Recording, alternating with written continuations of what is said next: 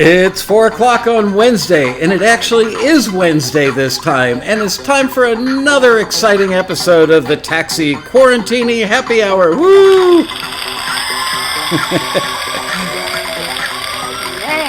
Today, starring our special guests, Sherry Marcus Milano and Marcus Cohen. Yeah, baby. Excited to have them on the big show. And special guest, Sherry Marcus Milano and Marcus Cohen.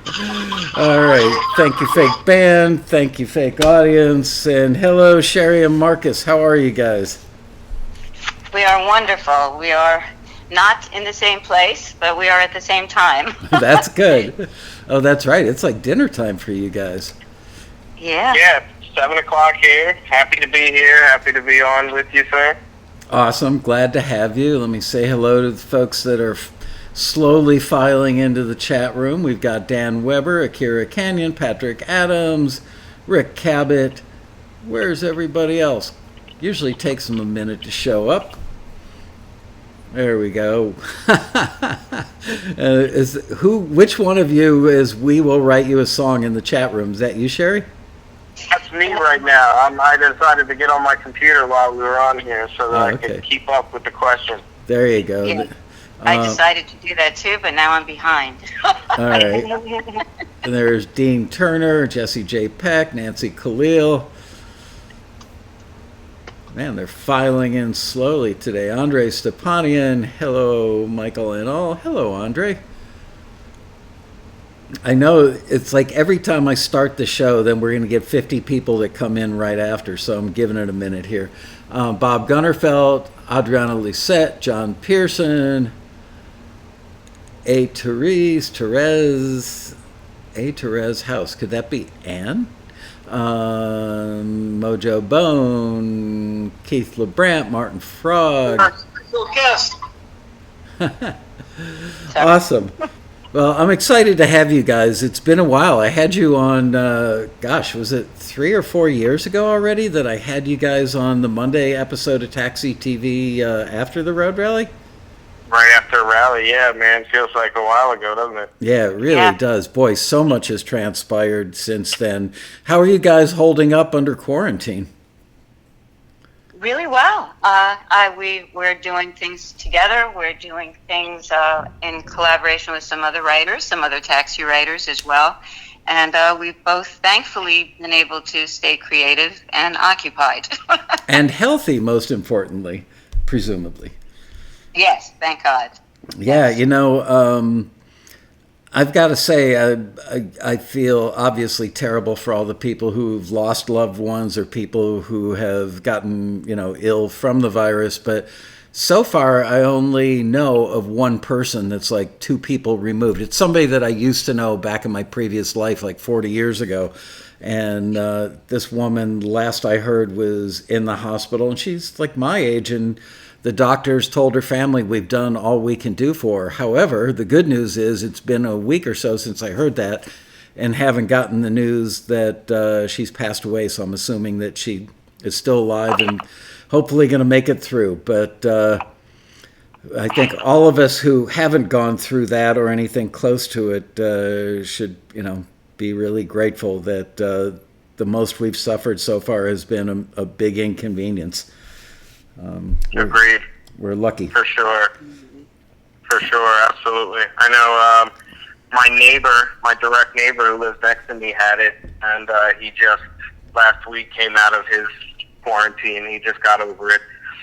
So it's that's as close to home as it hit. That's good. Luckily. Nancy Khalil's reporting in the chat room, 3 of my cousins in Michigan got the virus. Thankfully, they have all just recovered. Yay. Good. And there's Edmund Red, Joseph Alonso, Lou Lewis. Okay, so the gang is all here. I'm really excited to have you guys on the show. I don't speak to you guys often enough, but consider you very much a part of the Taxi family, and have just marveled at how you guys have skyrocketed. And first of all, I mean, it's noteworthy for people who are going to watch this that aren't part of the Taxi family and don't know Sherry and Marcus well, they're actually mother and son, and so I want you guys to give us some history on what you both did prior to joining Taxi. Sherry, do you want to lead off on that? I guess my history goes back a little further. I no covered wagon stories, all right? I have been in the music business since I guess I was about 17 and was in my first band, and I've always been in music my whole life and always been writing, performing. I used to be a touring artist and traveled a lot. I was in the casino circuit for a while. Started in New York City. I'm from Brooklyn, and ended up when I got married to another entertainer. Marcus is my firstborn, and after I had him, I wasn't exactly back in my zone of being able to get on stage right away. I didn't expect it to be quite that intrusive on my reality. I don't know what I thought. I guess I thought he would just be in an infant seat backstage and being politely quiet between sets, but it didn't. Wasn't going to play out that way. So I started a jingle company, and it started just as a freelance little thing where I thought, oh, I could do that, and went directly to the businesses who were advertising, and it kind of started quite a thing because they were very different from the marketing jingly things that were on the air at the time, because I was a songwriter, so I was writing kind of theme songs for businesses. And during all this time, as we got more successful and more busy and we're in the studio all the time, Marcus started coming along to the sessions in his little infant seat and bouncing around in the control room, and he grew up around it and started doing voiceover work before he was 4 years old, actually. I should embarrass him one of these days and give you some of his old cassettes. They're just adorable. He was amazing. He could memorize entire scripts. Wow, and, that doesn't surprise me, but yeah, go ahead.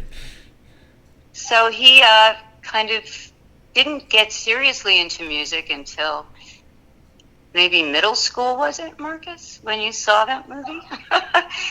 But yeah, I was probably 11, 12 years old, yeah, before I really got into wanting to do music all the time.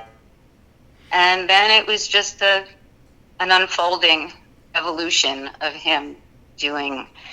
He started with slam, spitting poetry in high school, doing a lot of that stuff. He's a very prolific writer, as you know, and maybe a lot of people don't know that's how he started, with some really amazing lyrical compositions that were very profound. And he did some contests, won some contests doing that stuff. And you want to tell the college story? You want to take over from there? Sure. Like she said, there wasn't really much else that I was into at that point, so I had grown up around it, so I was excited to, when I went to college, learn even more.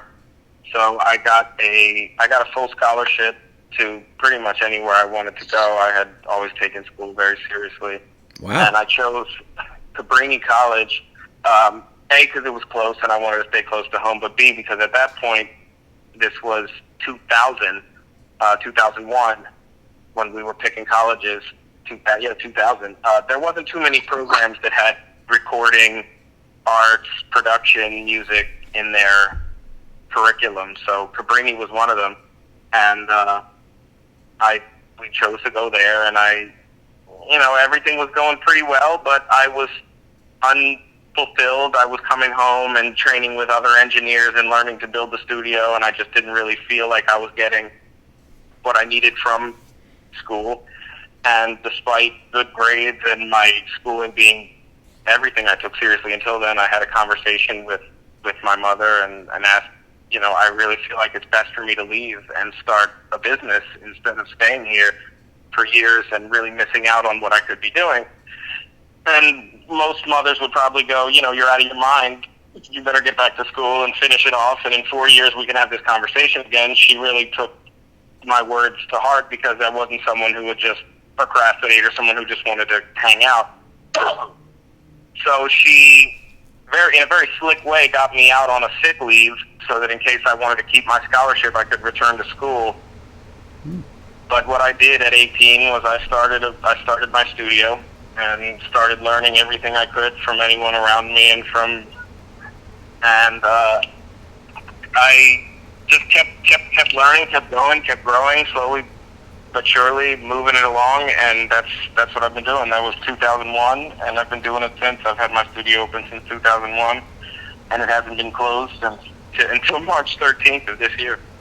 Yeah, tell us. You just told me that yesterday, and I'm proud of you because I know that was a goal for you, that you wanted to get to the point with your sync placements where you could afford to not have clients coming into your studio, which is in your house, and you've got a wife and 2 small children. So I imagine that that was a bit of a balancing act. So were you getting close to that financially, and was it the virus that kind of forced you to make that decision? It's exactly what it was. And I think we were talking the other night, you and I, and I'll say it again, that I have you to thank for so much of this, because when I was really feeling like there was no further I could grow my studio, and short of cloning myself and making another me, there was no real way I could continue. There was no more hours in a day that I could fill. I like to say, and I think we talked about this at the rally too, that Taxi answered the call that day. When I called out to the universe, what am I supposed to do now? I started getting those emails again, and I was like, you know what, this just feels like an answer to a call. So since we signed up, it was 4 years ago. It was the day my second son was born. My mom and my brother Ethan split the Taxi membership for us, and we've been doing that since, and we went all in. And yes, the goal was to phase out sessions into my house so that I could move, so that I could feel like I wouldn't have to be trapped based on clientele. Like if I wanted to go anywhere, I could go there and not have to feel like I need to build any clientele. So that was the whole point of Taxi and sync licensing. And I thought I was maybe about 75% there. I was still maybe timid about not canceling sessions or letting people hear just because I didn't feel, why would I turn money away? But yes, it was absolutely the virus, and when everything closed down, I shut the studio down, and luckily, because of all the work that we put in over the past 4 years, I've been able to stay stable with royalty payments and sync payments and work for hires and things that I was doing none of this before Taxi. So, wow. So even though your mom had a strong background in doing music for advertising, you really never considered doing music for media yourself? It was more about records? It was more about clients. It was more about at 18, I sort of gave up on my dream to be famous and change the world through my music and be the second coming of Michael Jackson, and I was going to do, amazing things with music. I decided to delve full into production and work with people who had that drive and had that hunger and had that it factor to get to that next level. So I decided to just do production for so many years. I mean, it was a good 10 years that I did no music for myself at all. So I was one of his clients for a while, actually. Did he charge you? When I would have advertising work, because I was still doing voiceover work and a lot of other things like that, I started using Marcus as my main engineer to do all the production work, whether it was musical work or just voiceover work for the advertising clients. So he kind of got that end of it as well. She was always my rock as far as support and someone who would be there for me, and I knew that she always supported me. But we didn't merge our businesses until 4 years ago. We didn't, when we decided to really, I just wanted the music in her to continue, and I knew that I kind of had a leg in. So I knew that it was time for her to get back into the music business. Not that she really ever left, but that was when we decided to merge our two businesses together, the advertising, the studio, and we decided to take those two specialties. That's why I kind of feel like we had a little bit of a leg up when we started. to use everything we've learned over the years to write to taxi listings. So it wasn't a leap then, because I mean, let's face it. Most fairly adult young males would not like pick up the phone and call their mom and go, "Hey, mom, let's be partners," and go after this music for film and TV thing full on. But it's amazing and it's wonderful that you guys had that relationship on an emotional level. That you love each other that much, don't get on each other's nerves, as a lot of parents and children and vice versa do, and that musically you were on the same page enough. So literally, it was getting that being at that stage of your life, getting the email from Taxi, which prompted you to make the decision, and you picked up the phone and called your mom and said, "Hey, mom, let's do this." That's exactly what happened. And I actually called my mom and my brother at the same time, and whatever the listing was at that time, I said, "This just feels like us." And at that point, it was maybe a couple weeks before my son was born, and we started getting together on Wednesdays to write to the taxi listings, even though we weren't members yet. We were just writing to them to start getting an understanding of what was going on, and it was that was to get us excited, just to get us in the mix.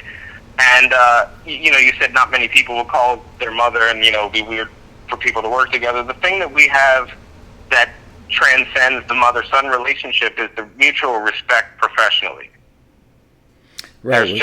There's what she has accomplished is she doesn't talk about it much, so it's not one of those things that you can really list on paper. But when you do, you'll jump back. And then she had, by the time I asked her for help with my business, which she can tell you I never had before that, she had a respect for me for what I've been able to accomplish on the engineering side. I've worked with, Neil Diamond and Carly Simon and just people that people would dream to work with. And so there was a mutual respect there that transcended the mother-son relationship and the quarrels and the headbutting, where it was like, we both know what we're talking about. So that takes precedent over, hey, this is, shut up, Mom. and Sherry, have you ever had to give Marcus a timeout in the studio? It's an interesting dynamic because it's very different when we're in there. I think we've had like maybe one argument in the last couple of years, and it was outside of the studio.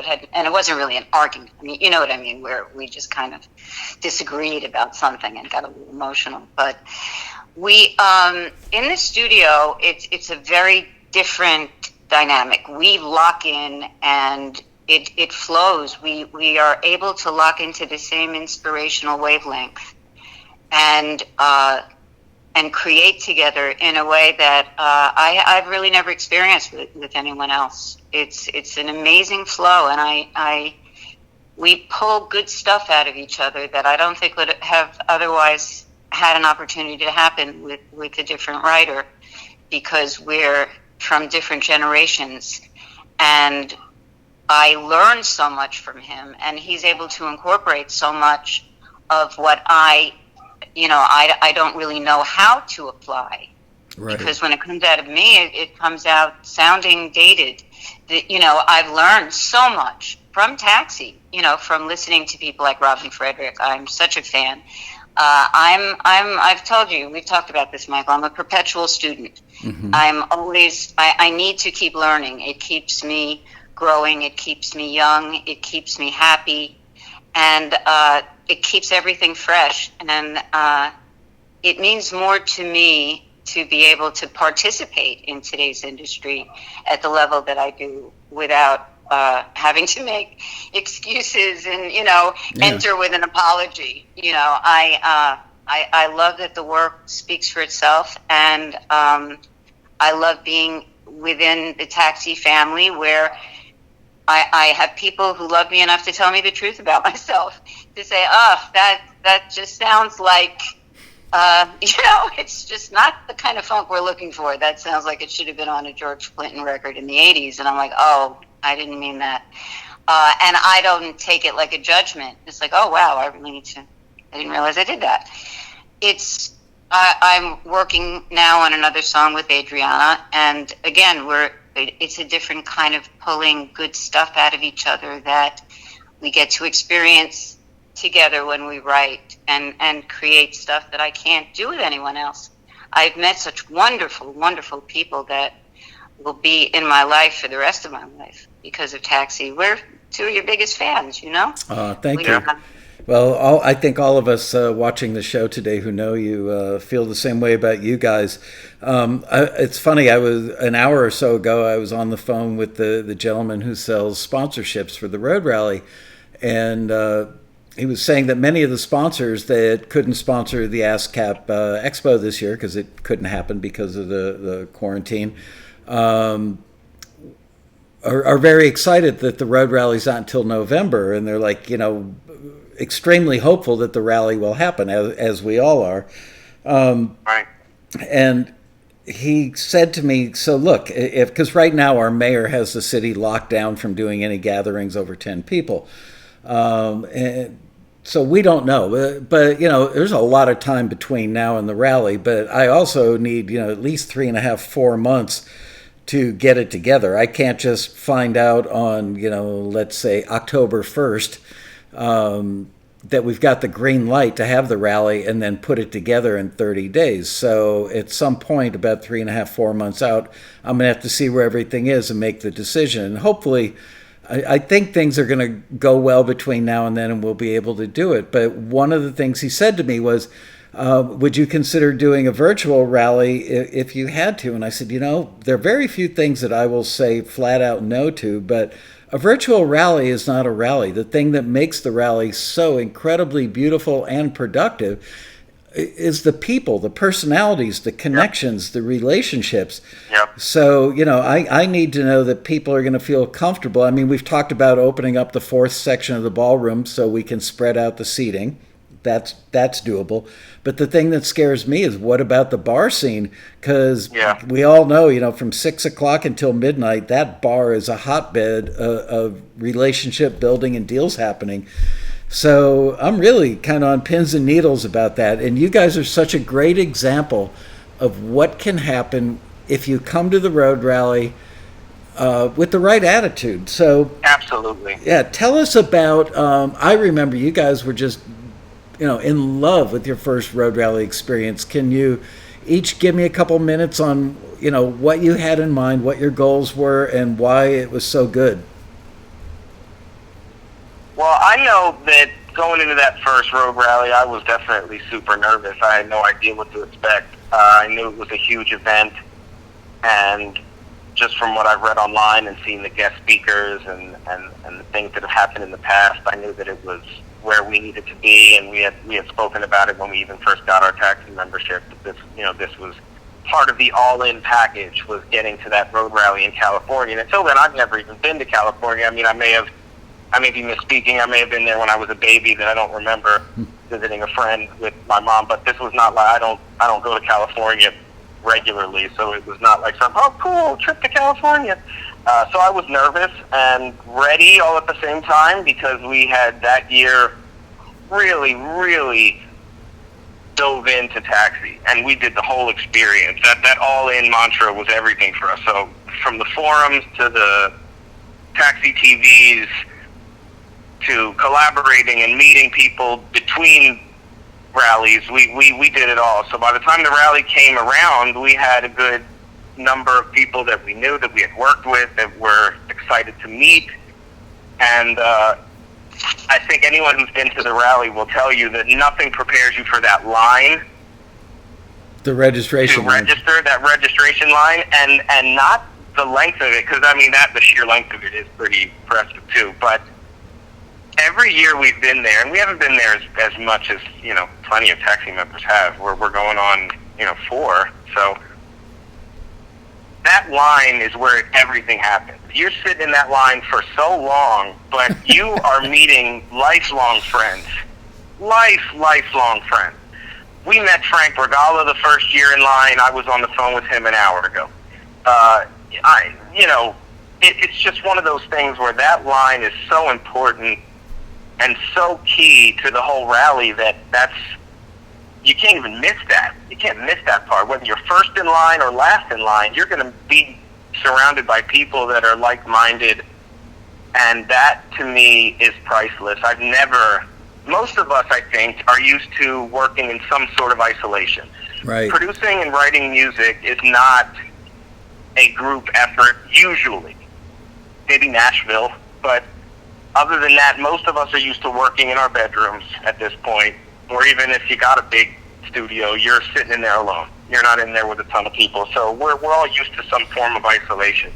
So when you get to that rally and you meet 3,000 people who think like you, that's overwhelming and so humbling and just justifying all at the same time. You feel justified, you feel righteous, you feel like, wait a minute, I'm in the right place. And there's nothing, I've told people, and I've brought people, and told them there's nothing that compares to the high of the rally.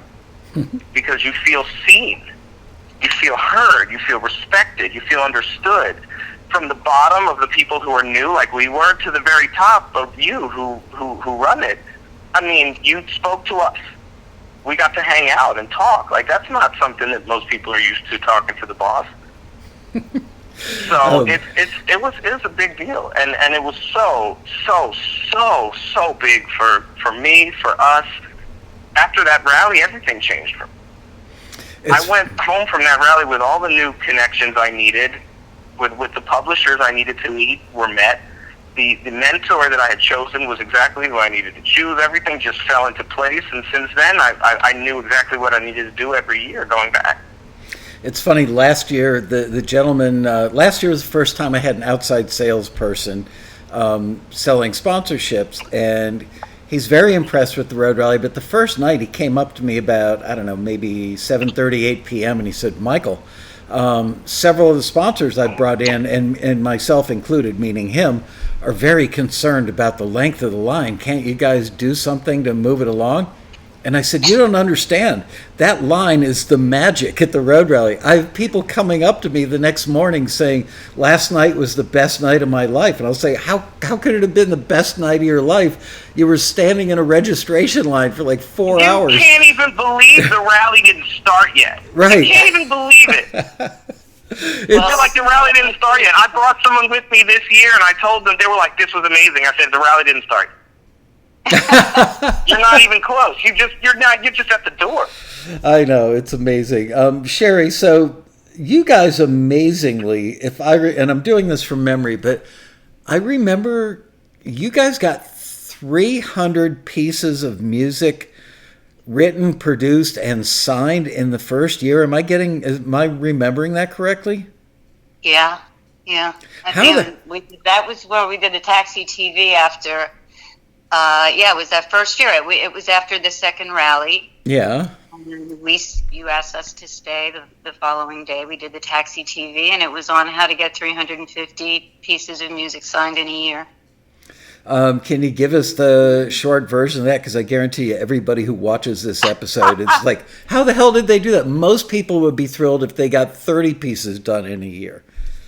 And listen, we didn't get everything signed either. We submitted so much music. We were able to write a lot and to do it quickly and to do it well.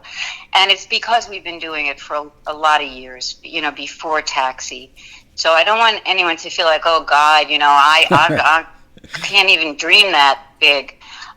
This is years, and years and years, in my case, of just working your craft and practicing your skills and opening up your artistry for inspiration from different places and learning from others. So it's, we work very, very hard to get to a level where we can write this much music that anyone wants to listen to. But I don't know if there's really a how-to. We just amassed an enormous amount of music, and we locked into what was working at the time.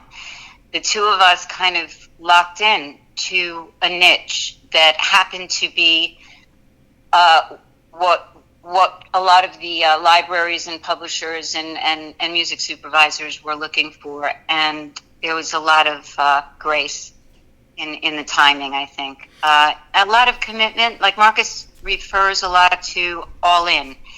And that's very important, especially before we went to the rally. We really looked people up. We wanted to know who we should be talking to. It's easy to go and just be overwhelmed and socialize because, this magic that everyone's talking about. I think for a lot of us, we feel like we belong. And that's such a fleeting feeling for many artists because we live in a very 9-to-5 world. We're surrounded by a lot of not now, haha. I didn't mean that haha to be as snide as it came out. But, we yearn to belong. I think all of us do. And at the rally, that is a very big part of the energy that we all lock into. Natural. It's natural. It's not forced. It's not competitive. It's not forced. It just flows at all levels. There's a validation and an acceptance and a love and a camaraderie that needs to be experienced, to be understood, and should be experienced because it's when you feel it, you feel like yes, this is what I've been wanting to feel. So, it's funny. Every year in the, let's say, 60 days before the rally, I get quite a few emails from people that say, I've heard all these great things about it, but I'm just so shy. I'm such an introvert. Or I'm even, like a little agoraphobic. I don't want to leave my house. I mean, kind of a range of psychological hurdles for people to get over. And invariably, if I twist their arm, and I do, because I feel like, hey, if you've been an introvert your whole life, this is going to be the most comfortable place in the world for you to get over being an introvert. At least you'll be an extrovert here because you'll be amongst your tribe. And there's nowhere else on the planet you can be amongst that many of your tribe, like you put it. There really is. And that's why Taxi, to me, has that family feel to it over a club or, I won't say them by name, but some of the other rally type experiences out there where it's more of a competitive get to the, who can pillage the most contacts, who can get to the most stuff. There's something so special about being amongst your people, and it's natural. It's just natural. It just flows. You don't know that it's going to be that natural. You think, how am I going to represent myself? What am I going to say? Who am I going to say? No one's going to know me. No one's seen me. What do I do? How do I do this? And everything just flows. You meet, like I said, lifelong friends in front of you in line it's just, you can't describe it and you can't match it. And my mom will tell you, I left this rally with a small form of depression this time. Oh, yeah. Because it took me a little while to get over it. I really did. It really did. Because it just, you feel so accepted, so seen. It takes a while to realize that none of us have it when we go home. That much of it in that dose. Yeah. So that helps ground you because you feel like you're leaving your family. You're in a family reunion and you're leaving and you go, why can't we all just live at the Westin? Like, how much does that cost? Can't just we buy the Westin and we all live there and collaborate? I think we could right now. At this point, I feel so bad for them. For the low price of $5, you too could own a hotel. I feel so bad because, we've been at the Westin for many years. We started the rally elsewhere. We tried out a couple of other hotels. We went to the Westin for a few years and liked it. And then we went to the, I forget what, the Renaissance, I think it was, in Hollywood at the time. It eventually became something else. And we came back 2 years later. The Westin is home for us. The floor plan works. The staff knows our drill. Even the people who set up the chairs and wait the tables and serve you at the bar, they feel like part of the Road Rally family now because they've been around us for so long. And I feel terrible. The woman who is our coordinator, who is like family to me. I actually texted her on Christmas Day and just said, wanted to wish you and your family a Merry Christmas. And she said, you're the only client that's ever done that. And I said, I'm not your client, I'm your friend. But that's right. She's out of work right now. Everybody's on, they've all been furloughed. And it's heartbreaking to me that they've got to go through that. So I think those of us who are not furloughed and still employed are extremely lucky to be so, and I hope and pray that all the people who are out of work right now get their jobs back as things start to loosen up a little bit. Anyway, I don't want to get off track, but it's really been, I haven't had a lot of psychological damage, a lot of stress from the quarantine, but I have about that. I don't like seeing people that I care about not have their income, because that is the lifeblood of what keeps our families alive, and got to be able to pay that rent. Anyway, speaking of families, Marcus, how do your wife and kids take it? And Sherry, I'll get to you on this subject in a second, but how do you, what's the short version of how you get your wife and kids to accept the fact that you're working so hard? Because you do work hard. Well, the good thing is I start very early, and I get up really early, and I try to get off at a time that I can. Before, it would be pick up my son from school and, sort of take the second shift sort of feel. And that's still happening. At this point, my son Mason, who's 8, is homeschooling, like everyone is at this point. So he's doing the virtual school. And it's been a little bit more inconvenient, but I've embraced the inconvenience only because that's what I can do. There's been days I've definitely been frustrated, but I've adopted what I've called an open door policy. My studio door is now open so that my son can, run to the door and say, hey, I'm finished this lesson. So I'll pause what I'm doing and run down, which I wasn't exactly used to, but I also gain a couple of hours not having to get him ready in the morning and not having to pick him up, the second half of the day. So I gained some time. My wife is very understanding for sure, and there's definitely times that I have to run upstairs and take care of mixes or certain things that publishers request, whether they're alts or worksheets that have to be filled out with metadata and things like that. So she's very understanding. She also is not working, so she is taking care of the kids full time. So I make sure that I give her her break and enough time to sort of relax. But it's tough, but it's an understanding because I do split the day up. As much as I do work and as much as I do push, I do try to split the day up to where I do stop at a certain time and spend time with the family. So Sherry, as a grandmother, have you ever had to pull Marcus aside, even before taxi, during taxi, whatever? Have you ever had to give him the, hey son, I'm proud of you and I really appreciate your work ethic, but I can tell you as a parent myself that you need to do a better job? Or is he, getting it all on his own? He's got the balance. I think that this whole quarantine thing hasn't changed that much of his dynamic, because he's used to his studios in the house, so he's used to splitting up his day a certain way. And as he explained, it's being delegated a little differently now, but he's, there's a lot more distraction that he's not used to. But just having nothing to do with what's been going on the last few months, just in life over the last bunch of years, when it comes to that balance, I think he juggles it really, really well.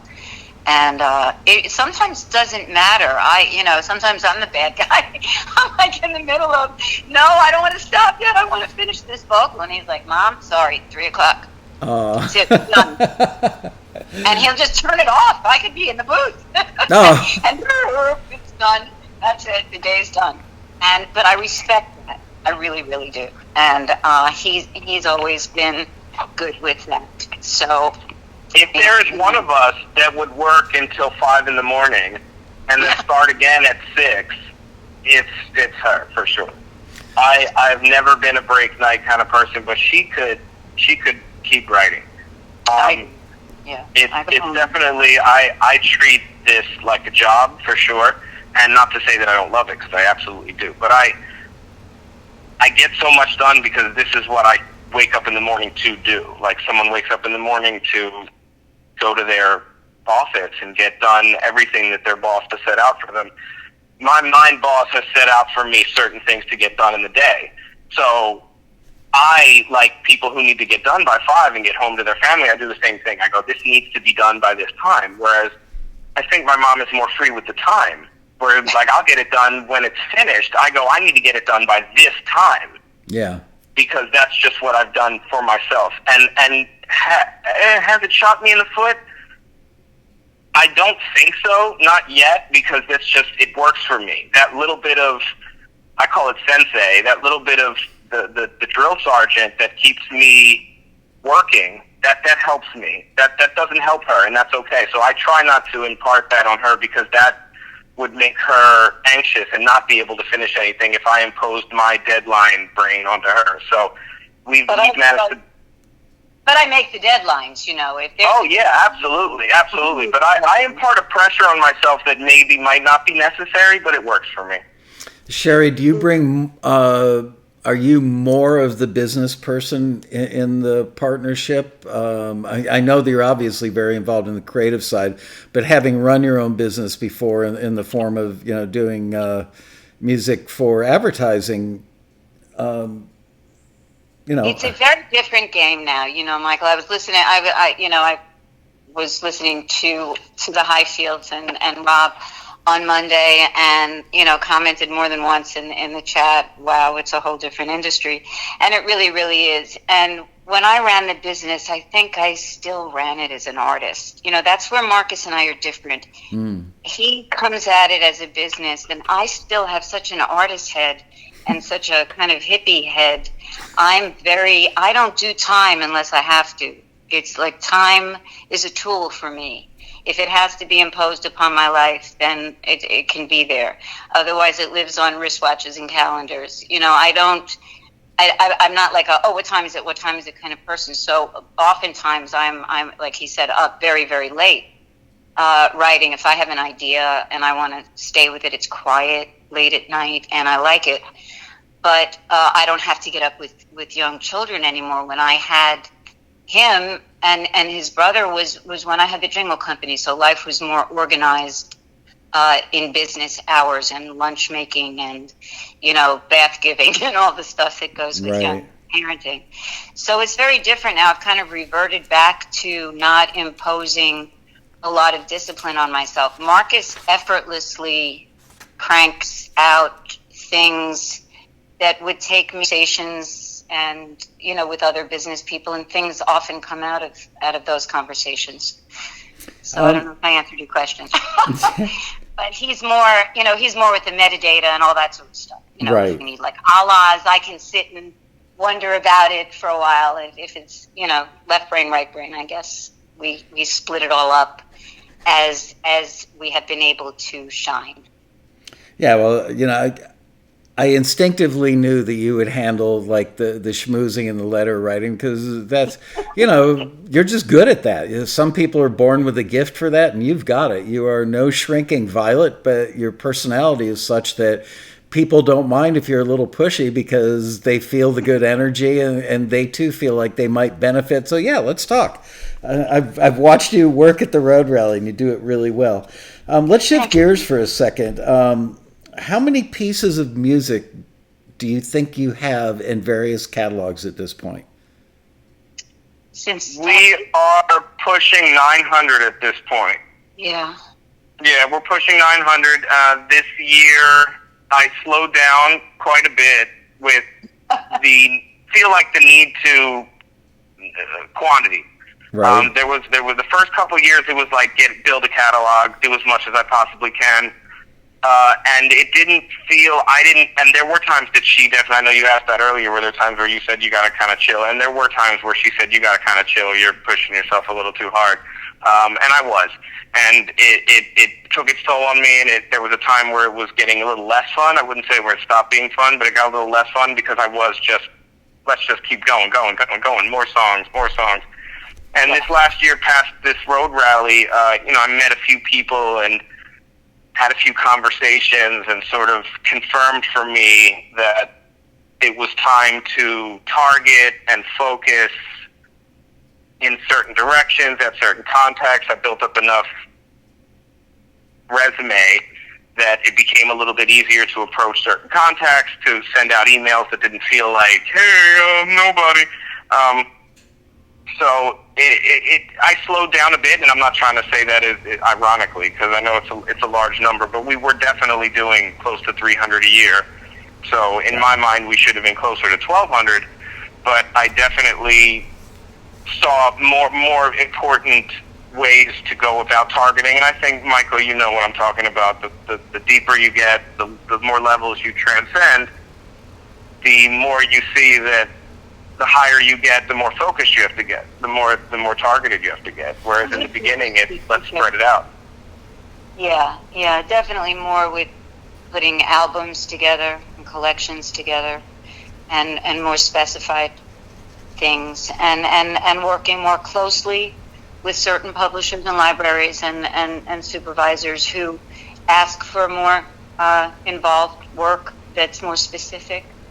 It takes a little longer. There's that aspect as well. Do you guys mostly do songs or instrumentals, or is it about a 50-50? It's nowhere near 50-50 anymore. It's closer to 80-20 vocal songs for sure. The instrumental stuff was closer to the beginning, where I was shooting for Kardashians and things like that, because I knew that it's just something I could knock out. Over the years, working with certain publishers, there's certain publishers that do panels at your rally that will flat out refuse instrumentals for me because they say they would rather have a song that doubles, has both. Right. So I have sort of, I consider it, I've slowed down because I feel like it's still something I should do to just have that going, and there's plenty of publishers that request it and need it, but we definitely focus totally on vocal songs. And what are your most frequently produced, requested? Which genres do you make the most? Urban, for sure. Urban, R&B, hip-hop. Yeah. Have you gotten to the point, well, I guess we already answered this right at the top of the thing, that you're actually earning most of your income at this point doing music for media now, since the quarantine kind of forced its hand on you? All of it now. Yeah, all of it now. That's mind-blowing. In 4 short years that you've gotten to the point, and you don't have a second income in the house, so you're carrying, the financial load on your shoulders and doing it all in 4 short years with music for media. That's really impressive. Yep, you tell people that, and I know it's a hard thing to say, because it's a hard thing to guarantee, but it obviously doesn't apply to everyone. I don't mean that in a mean way, but those of us who go to the rally, who go all in, who are ready to learn, who are ready to grow, who have been in the business, who most of us have even before this, it's definitely possible. I know the people that mentored me, the Chuck Henrys, the Matt Vanderbo. Those guys I consider my best friends now, and these guys are my mentors that first year. These were the guys that took me around, that showed that introduced me to people, that told me it was possible, and they both said the 5-year number, that if you're serious about this, within 5 years, you can be doing it. And I wanted to do it in 3. Quite amazing. I wanted to do it in 3. I get people that very frequently say to me, I can't believe you didn't forward this, because I've been making music now for 26 years. Okay, but you haven't been making great music. I don't think you've grown over the 26 years. So, just having the years under your belt doesn't really count for anything. It's how you spend those years. And you're proof that, man, in, 3 to 4 years, look what you've accomplished. It's mind-blowing. Let's talk about some of the places where you've had placements, just to give people a taste of that. Can you rattle some off?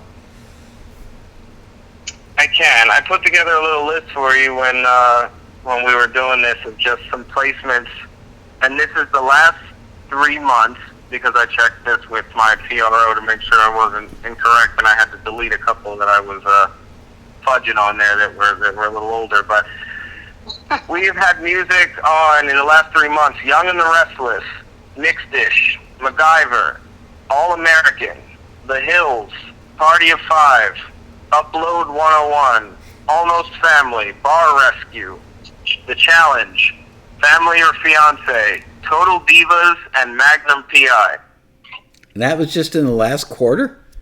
Yes. Wow. That's amazing. And Young and the Restless is something for us that has become almost a full-time job and could be if we wanted it to be. That's a show that just will take the music that I would say we produce naturally without any kind of let's study the alas, let's think about what they want.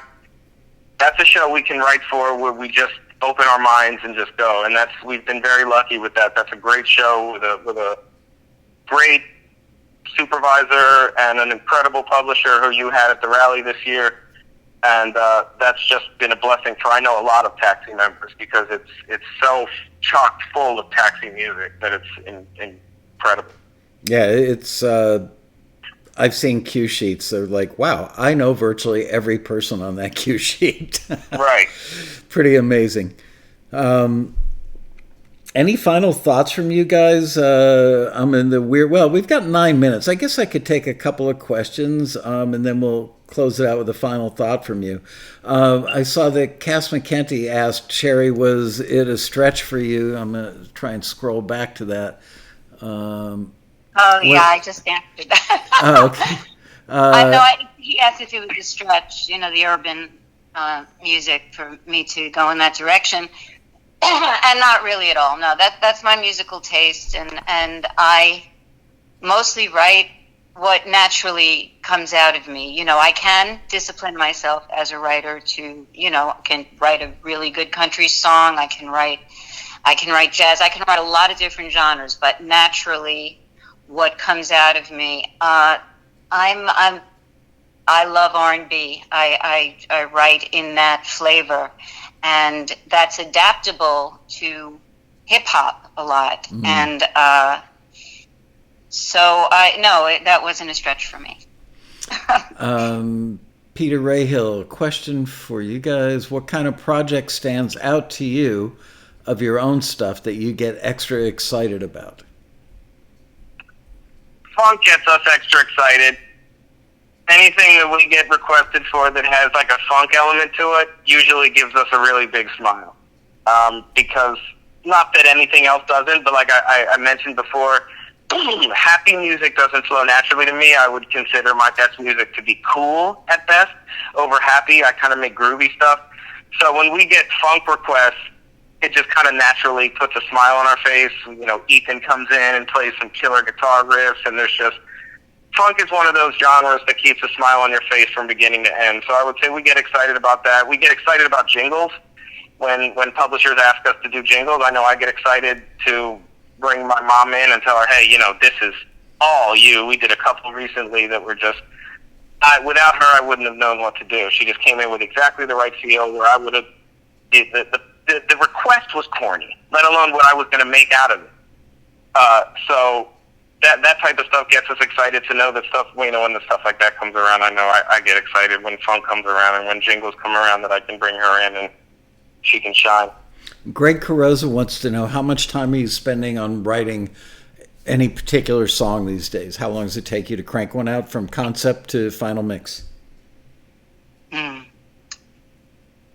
Well, yeah, you can take this one. We're doing it in 2 parts now, whereas it's kind of on lockdown. So I'm home and he's there, and so I'm writing the lyrics here, and I'm not listening to him while he's building a track. So that's a little different, and it's a little different for him, I guess, as well, because we're not starting with communicating as much, and certainly not with collaborating in the process. So I'd say the last bunch of things that I've done, I've been able to, thank God, just get inspired and open for the download, and have been finishing the lyrics in less than a half hour. I would say the blast is coming out in about 10-15 minutes, and then a little bit of tweaks and just making sure everything's right. And So as a team, we're a 3-4 hour kind of a start to finish kind of a thing as a team. We've set some records for our own stuff where we've got a request from a publisher, and 90 minutes later they had something in their email. But usually we're 3-4 hours. We're doing it together. I'm creating the track, and as I'm creating the track, like she said, she's jotting that down lyrics. So there's a synergy to it. But I would say on average we're a 3-4 hour a song. We'd like to get a couple songs done in a day. You just made a bunch of Taxi members who might spend like 90 days on a song and not finish it jump off of tall buildings. They're no longer in quarantine because they're on a sidewalk now. I mean, that's incredible. It's not to make people scared, but Michael, you also know this. You've met a lot of these publishers. You've met a lot of these supervisors. There's, at a certain level, they can't wait. Right. They can't wait. And as big as our catalog is, I still get requests every day that doesn't match anything I have. Yeah, and so do they. A lot of publishers. Yeah, so they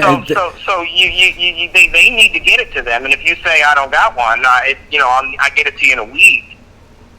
That's it. You're done. They need it that day. So you get to a point where you got to, and you have to.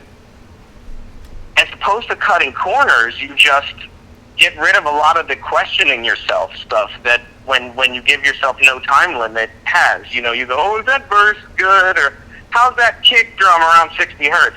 When you've got a deadline, you trust yourself, like driving. You're like, I'm going to get to the store. You're not like, well, how much gas should I use and how hard should I press on the pedal? And if I brake too hard, I'll use too much fluid. You just drive. So at a certain point, you just drive, and we trust a lot just because of how long we've been doing it, and we trust the process.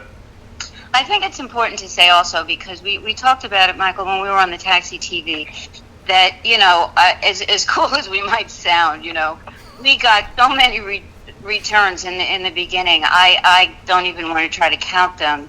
And because we didn't write to the posts, we didn't write to the listings, we didn't write to what was requested. We just thought, well, this will work. We have this might work for that. Not exactly what they asked for, but I'm sure they'll figure out a way to use part of it. It's important to say that because we struggled with that too. It doesn't matter how long you've been doing it, how quickly you can do it, or how well you can do it. If you can't write for them what they are looking for, exactly what they're looking for that particular request. Yep. It doesn't matter how good it is. Yep. So I just wanted to throw that in there because it's really not like we came in and with a red carpet rolled out and all of a sudden here we are sitting at the top of the mountain.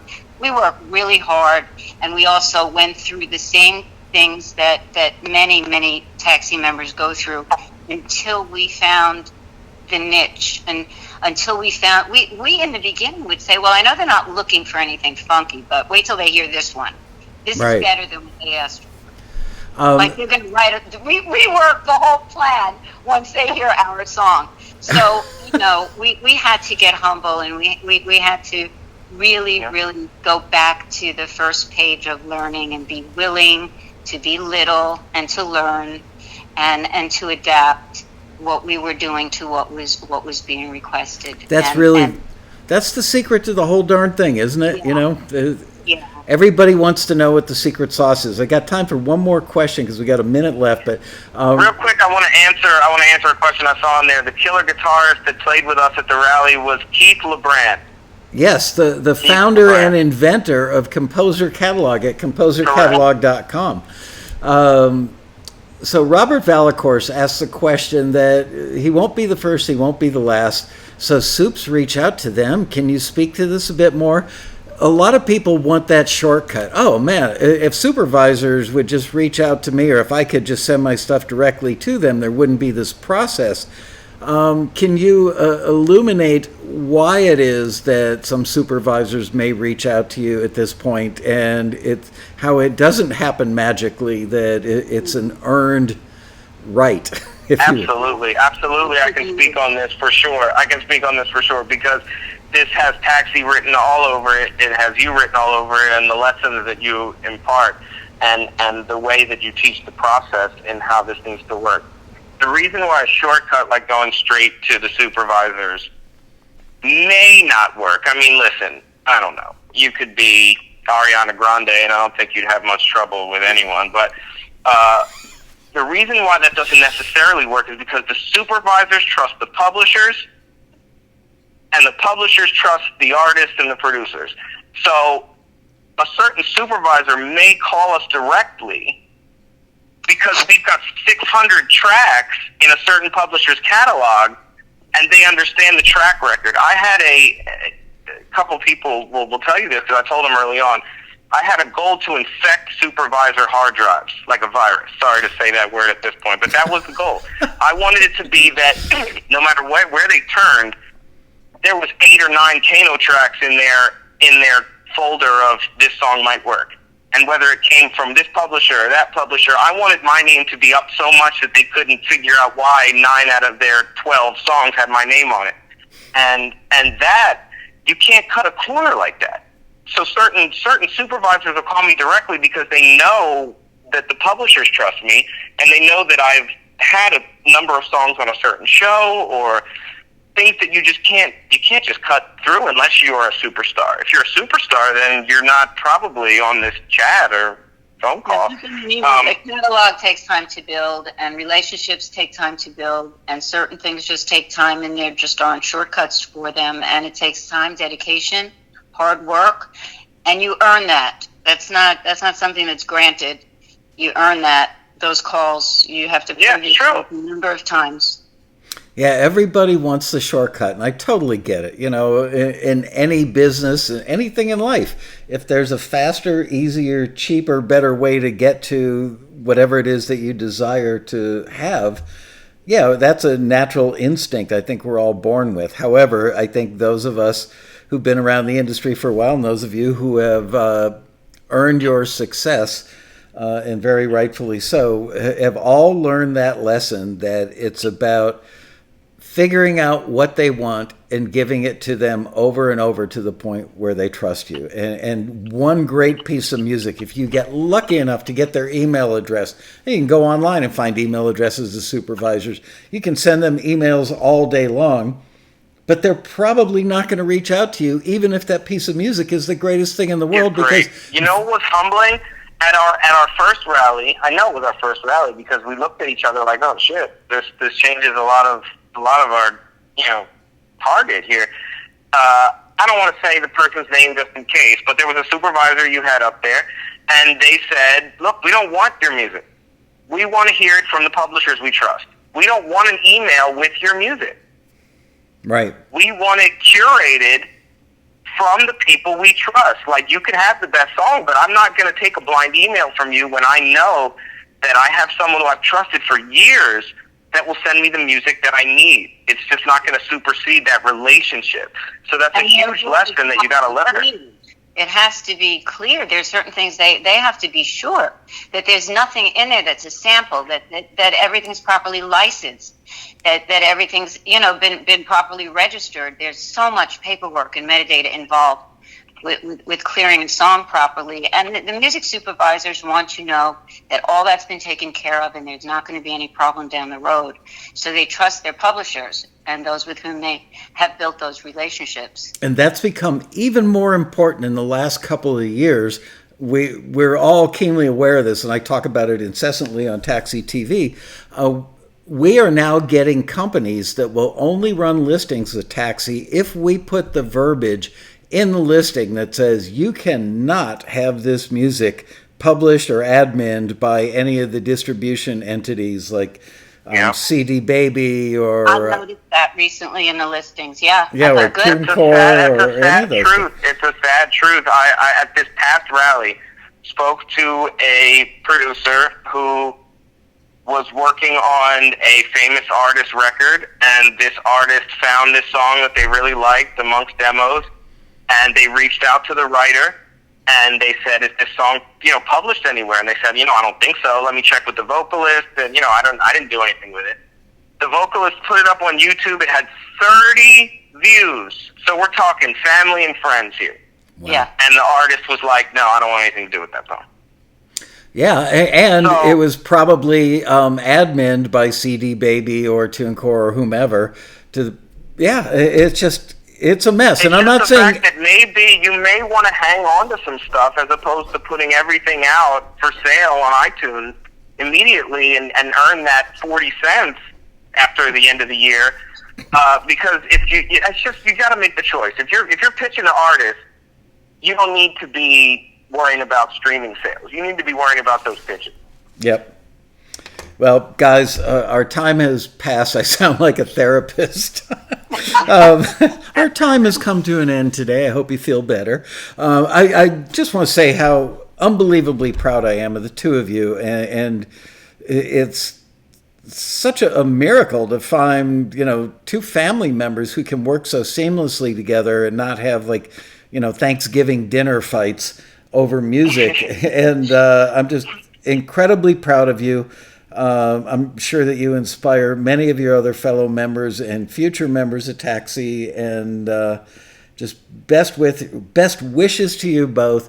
Stay healthy, stay productive, and I hope I get to see you in November at the Road Rally. Thank you so much for carving out the time today. And everybody watching this show, go hit that like button. Yes, please hit the like button. Yes, please hit the like button.